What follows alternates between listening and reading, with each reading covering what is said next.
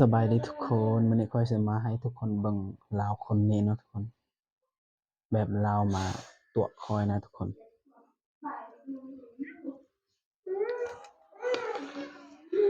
เนี่ยลาวคนนี้ทุกคนเบิ่งอยู่ๆเลามาเว้าแบบนี้เนาะทุกคนสบายดีเจ้าคือผู้โชคดีได้ iPhone 15 Pro Max จากร้านตาขายถูกเบิ่งความลาวตัวข้อยทุกคนรับสิได้เด้เจ้า ค่อยเลยหยอกเลาเนาะตั๋วเลาคืนเนาะสีฟ้าส่งตอนใดเจ้าค่อยเลยตั๋วเลาเนาะเราเลยส่งแอปฟอร์มมาแบบนี้ทุกคน A15 A1 50กล่องรวมสินค้าแบรนด์ทุกคนเราเว้าแบบนี้นะทุกคนรายละเอียดจะอยู่แถวนี้หมดเนาะทุกคนแล้วมันตั๋วให้ค่อยโอนเนาะพร้อมโอนบ่เจ้า คันโอนทัน2:50 มื้อนี้ก็ได้เงินโชคในกล่องบ่ต่ำกว่า 200,000 แล้วข้อยก็ตั๋วมันเนาะคันโอนแม่นฝากเลยข้อยเลยบอกว่าปลายทางเลาว่าโอนฝากนะจ๊ะลูกค้าความเลาตั๋วข้อยก็เลยตั๋วโอนจ้าแล้วมันก็ส่งเลขบัญชีมาทุกคนเลขบัญชีมันว่าแบบนี้ โอนและแจ้งชื่อที่อยู่บ้านเมืองแขวงสาขาฝากเบอร์แล้วข้อยก็ตั๋วเฮ็ดแบบใดอีกโอนแต่เงินละสิฝากให้โอเค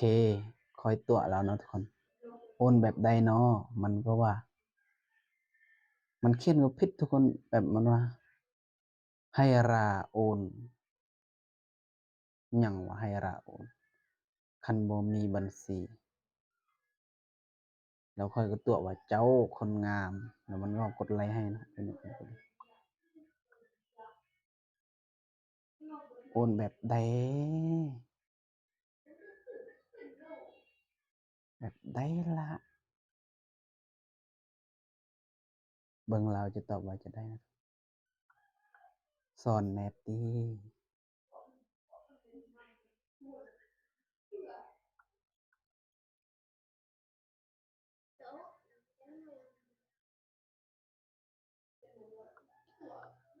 เดี๋ยวลองไปเบิ่งโปรไฟล์มันเนาะทุกคน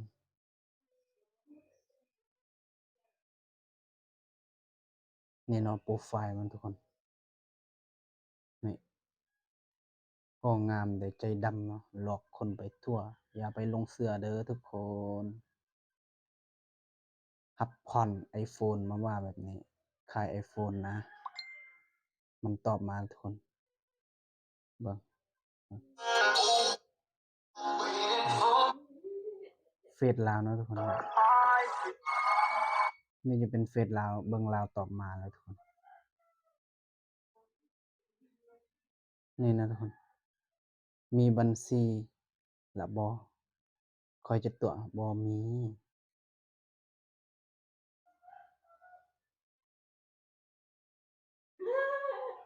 ีเงินสดอยู่เบิ่งลาวจะว่าจั่งใด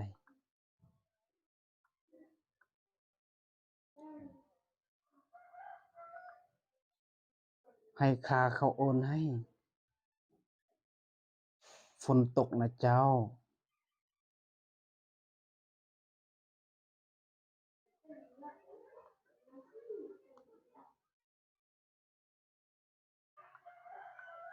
อ่านเลขบัญชีให้เขาและให้เขาโอนให้ข้อยจะด่ามันเนาะเริ่มด่าเจ้าสิบ่ตั๋วข้อยบ่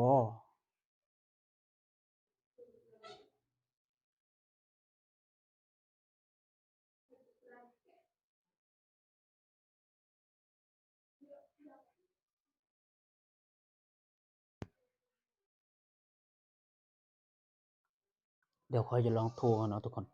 ไปเบิ่งว่าลาวสิรับหรือบ่รับเนาะทุกคนไปเบิ่งข้อยโทรวิดีโอคอล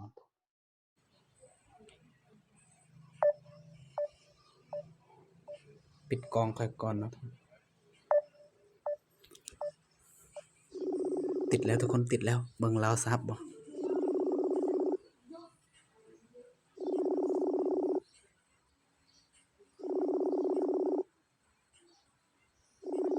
เราบ่ฮับเนาะทุกคน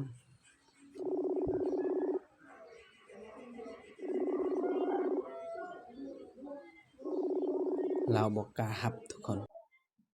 วางสายทุกคนคุณเบิ่ง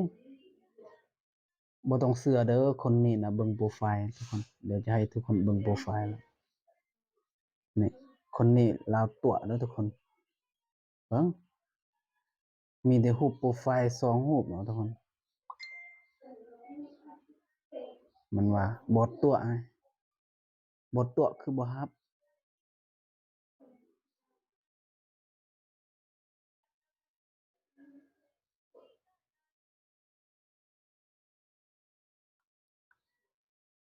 สำหรับคลิปนี้ก็จบเพียงส่ำนี้ก่อนเด้อทุกคน